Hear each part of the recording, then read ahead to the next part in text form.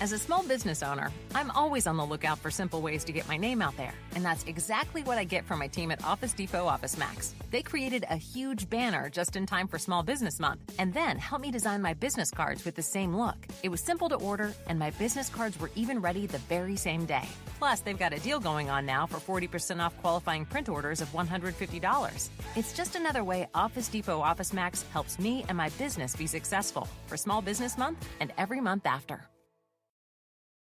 Hey, Optimal Startup Daily listeners. This week we're sharing something special, the No Priors podcast. No Priors is your guide to the AI revolution. At this moment of inflection in technology, co-hosts Alad Gill and Sarah Guo ask the world's leading AI researchers and legendary founders the biggest questions. How far away is AGI? What markets are at risk for disruption? How will commerce, culture, and society change? What's happening in state-of-the-art research? You can find No Priors wherever you get your podcasts. This is Optimal Startup Daily, episode 960, Why Buying Wholesale Can Be Misleading, Part 2, by Steve Chou of mywifequitherjob.com. And I'm Dan, I'm your narrator here. Welcome, and thanks so much for being here today. This is a continuation episode from yesterday, so I read part 1 on Wednesday, that's episode 959, and if you haven't heard that one, you probably want to go back and check it out first.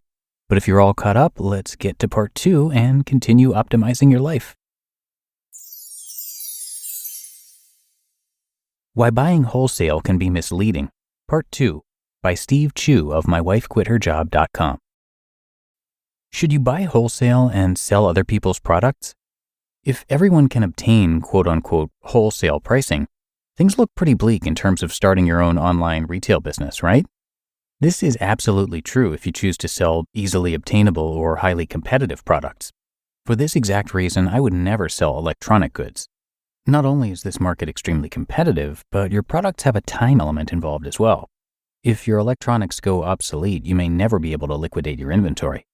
I would also avoid selling other people's branded products. In highly competitive markets, similar products are susceptible to price erosion. Since you're probably getting the same pricing as everyone else for identical products, a price war is likely to erupt, which will erode your margins. One of the most popular questions I get asked is whether to start a drop-shipped online store. And for the exact same reasons outlined already, drop-shipping is not a good long-term business model.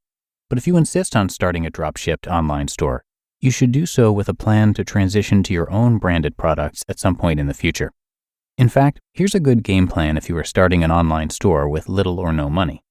Start out with a drop-shipped store to see what items are popular. Your goal is not necessarily to make a profit during this phase. Your main goal is to gather information. Use a service like Worldwide Brands to help find pre-verified wholesalers. Once you know which products sell well, then buy and carry these products wholesale in your store at higher margins. And finally, once you have enough capital, private label your own brand for maximum profit. The best way to sell online. The best way to sell online today is to source your own products and establish your own brand. The term buying wholesale inherently means that you are selling someone else's products, and as a result, it's much harder to establish a strong value proposition when you are selling the exact same items as everyone else. Fortunately, creating your own private label brand is not as intimidating as it sounds. Moral of the story? Pick the market less traveled. Choose a small niche and sell products that are not readily available. Private label your own line of products so no one else can sell exactly what you sell.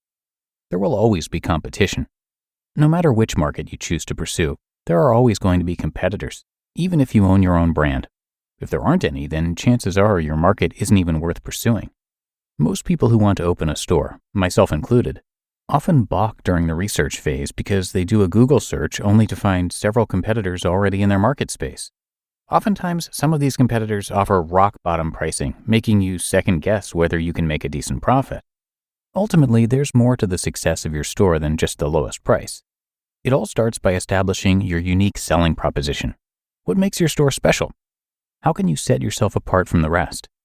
Our wedding linen store offers similar products to over a dozen other websites, and we charge more money for some of these products. And guess what? The stuff still sells. Not everyone is going to make purchasing decisions strictly on price. If the market you've selected is large enough, you'll still make sales if you can make your business stand out. With our store, we pride ourselves on our customer service and the useful information we provide on our website. Do you offer superior customer service? Do you offer higher quality items? Don't hesitate just because you see a bunch of lowball competitors. If you think you can provide value, your business idea may still be a viable one. Avoid competing against big box stores. It can be extremely frustrating to go up against large retail giants. So don't. Don't go head-to-head against larger establishments because you will definitely lose. Instead, offer items that aren't covered by the large retailers. Large companies have to determine whether it's worth it to carry a certain product and factor in all of the logistics with physically stocking and transporting items to their stores. Oftentimes, they need to sell an enormous, to you and I that is, amount of product to make it worthwhile. But for a small business, if you can find that product that is not worth selling for a large company and sell it in your store, you will be well on your way to making some serious money. Frequently asked questions about buying wholesale. 1. Do you need a license to buy wholesale? Depending on the state, some suppliers may ask you for a wholesale license before they will sell to you. In general, a wholesale license allows you to avoid paying sales tax on your purchases, but you are responsible for collecting sales tax from your customers. 2. What is buying wholesale? Buying wholesale is when you purchase products in bulk with the intention of selling directly to the consumer. By buying in bulk, you receive a significant discount, typically 50%, which allows you to make a profit when selling goods at the retail price. 3. Is it legal to buy wholesale and resell? It's perfectly legal to resell goods that you've purchased wholesale as long as you have a seller's permit. And 4. How do I find wholesale suppliers? The best way to find wholesale suppliers is by contacting the distributor directly. You can also use wholesale directories or sites like Alibaba to find suppliers directly. You just listened to part 2 of the post titled Why Buying Wholesale Can Be Misleading by Steve Chou of mywifequitherjob.com. The thing about running your own business is every single hire counts. But finding great talent doesn't have to be a second job. You can reclaim your time and find top talent fast with Indeed. Indeed is the hiring platform helping over 3 million businesses worldwide to do it all. Don't spend hours on multiple job sites looking for candidates. Over 80% of Indeed employers find quality candidates the moment they sponsor a job.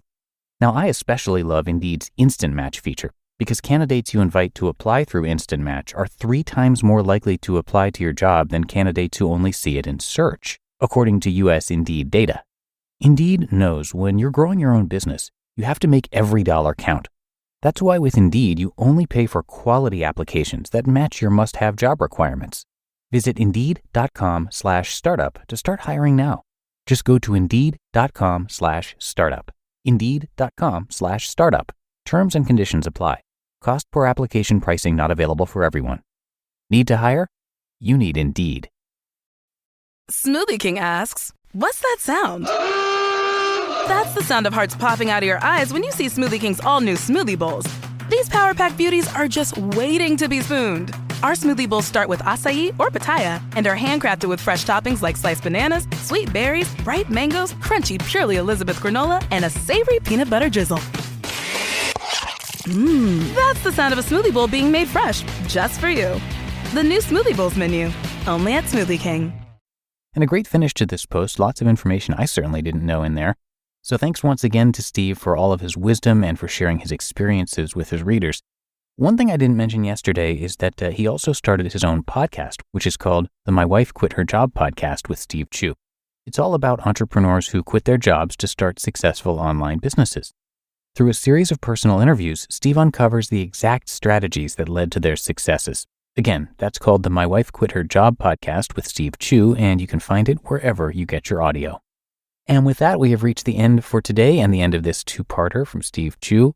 I thank you, as always, for being here. Of course, you're the reason why this podcast can keep going, your support and sharing the podcast with others when you get a chance. And I will see you back here tomorrow for more great content on entrepreneurship, and that is where your optimal life awaits.